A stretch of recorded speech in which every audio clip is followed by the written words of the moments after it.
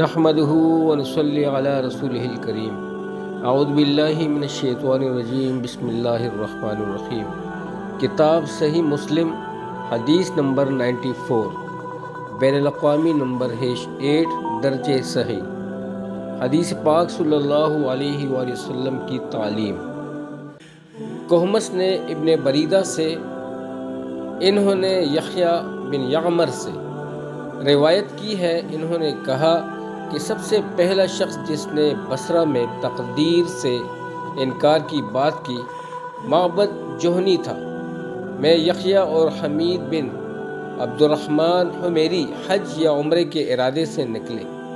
ہم نے آپس میں کہا کاش رسول اللہ صلی اللہ علیہ وسلم کے صحابہ میں سے کسی کے ساتھ ہماری ملاقات ہو جائے تو ہم ان سے تقدیر کے بارے میں ان آج کل کے لوگوں کی کہی ہوئی باتوں کے متعلق دریافت کر لیں گے۔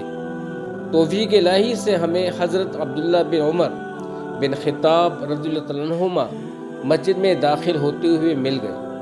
میں اور میرے ساتھی نے ان کو درمیان میں لے لیا، ایک ان کی دائیں طرف تھا اور دوسرا ان کی بائیں طرف۔ مجھے اندازہ تھا کہ میرا ساتھی گفتگو کا معاملہ میرے ہی سپرد کرے گا، چنانچہ میں نے عرض کی، اے عبد الرحمن، یہ عبداللہ بن عمر رضی اللہ تعالی عنہما کی کنیت ہے۔ واقعہ یہ ہے کہ ہماری طرف کچھ ایسے لوگ ظاہر ہوئے ہیں جو قرآن مجید پڑھتے ہیں اور علم حاصل کرتے ہیں، اور ان کے حالات بیان کیے۔ ان لوگوں کا خیال ہے کہ تقدیر کچھ نہیں، ہر کام نئے سرے سے ہو رہا ہے، پہلے اس بارے میں نہ کچھ طے ہے نہ اللہ کو اس کا علم ہے۔ ابن عمر رضی اللہ عنہما نے فرمایا، جب تمہاری ان لوگوں سے ملاقات ہو تو انہیں بتا دینا کہ میں ان سے بری ہوں اور وہ مجھ سے بری ہیں۔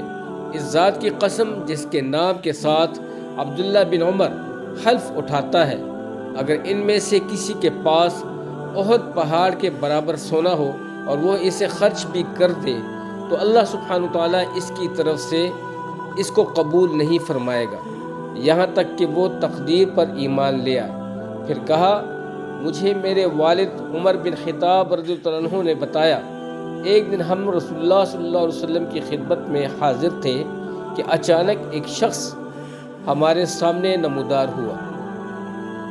اس کے کپڑے انتہائی سفید اور بال انتہائی سیاہ تھے۔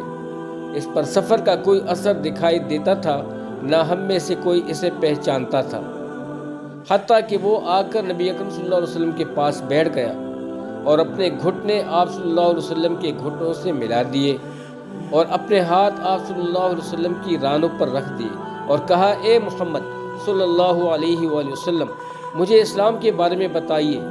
رسول اللہ صلی اللہ علیہ وسلم نے فرمایا، اسلام یہ ہے کہ تم اس بات کی گواہی دو کہ اللہ سبحانہ تعالیٰ کے سوا کوئی عبادت کے لائق نہیں اور محمد صلی اللہ علیہ وسلم اس کے رسول ہیں۔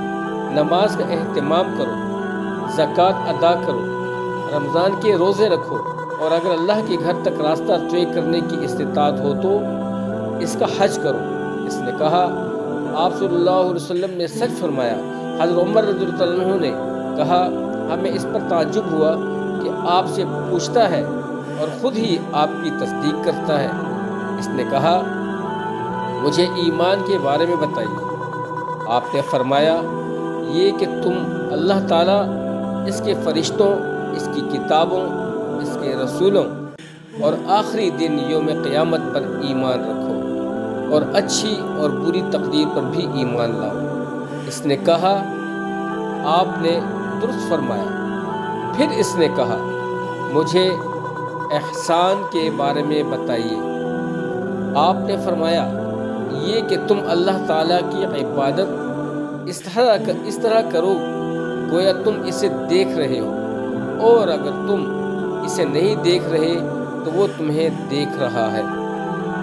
اس نے کہا، تو مجھے قیامت کے بارے میں بتائیے۔ آپ صلی اللہ علیہ وسلم نے فرمایا، جس سے اس قیامت کے بارے میں سوال کیا جا رہا ہے وہ پوچھنے والے سے زیادہ نہال نہیں جانتا، زیادہ نہیں جانتا۔ اس نے کہا تو مجھے اس کی علامات بتا دیجیے۔